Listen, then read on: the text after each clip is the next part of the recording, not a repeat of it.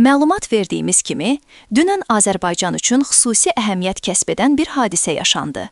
Qələbəmizin 5 illik münasibəti ilə Azadlıq meydanında zəfər paradı baş tutdu. Paradda Azərbaycan lideri ilə yanaşı, qardaş ölkələr Türkiyə və Pakistan liderlərinin də iştirakı tədbirə əlavə rəng qatdı. Bu, həm də Azərbaycana verilən bir dəyər idi. Parad yüksək səviyyədə baş tutdu. Hərbi baxımdan heç bir müzakirəyə ehtiyac qalmayan hərbi paradın görüntüləri sosial mediada viral oldu.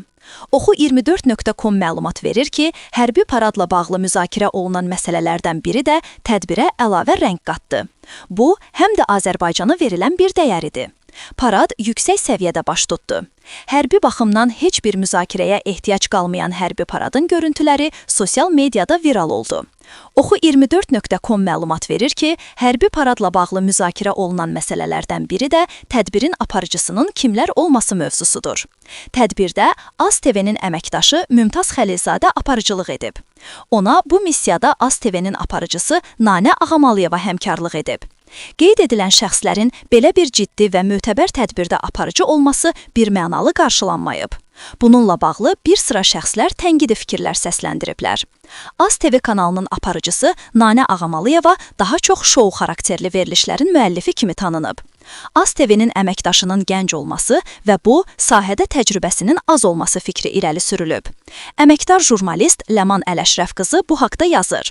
Abdullah Qurbani indi bığaltı qımışır. Deyir, məni bəyənmirdiniz, çəkin cəzanızı. Jurnalistin bu statusuna müxtəlif şərhlər yazılıb. Keçmiş Qarabağ döyüşçüsü Rey Kərimoğlu, düzdür, Ləman. Bu parada ssenarini kim yazıb, proqramı kim hazırlayıb, şərhini yazıb. Jurnalist və aparıcı Zaur Qəriboğlu gerçəkdən də bu nə aparıcılıq idi, deyə mövqeyini bildirib. Bir paradı ki, Nanə apara, ölkədə bütün aparıcılar qırılıb qutara gərək ki, əlacsız qalıb Nanə kimi mənasız səsə və boş qazan kimi danqıldayan başa həvalə edəsən. Televiziya rejissoru Vüsalə Mirsoyeva qeyd edib.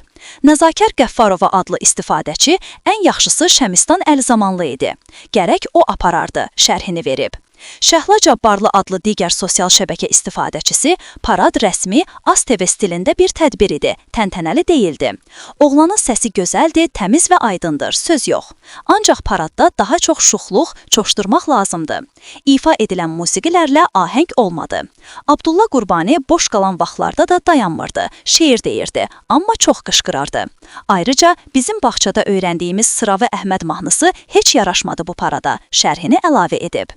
Jurnalist Ləman Ələşrəf qızının paylaşımına çoxlu sayda bu mövzuda şərhlər gəlib. Bəs, bu tip tədbirlərin adət etdiyimiz siması olan Abdullah Qurbani hərbi paradda niyə kənarda qalıb? Sosial mediada ən çox verilən suallardan biri də bu olub. Əməkdaşımız Abdullah Qurbaninin özü ilə əlaqə saxlamaq istəsə də zənglərimizə cavab verilmədi.